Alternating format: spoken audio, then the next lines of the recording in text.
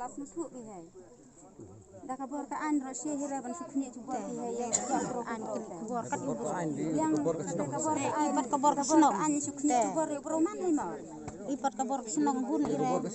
Teh I kabar ke senong. I dah kabar ke senong ro kabar ke yang hanai. Si datang kabar ke yang kabar senong kabar ke yang I.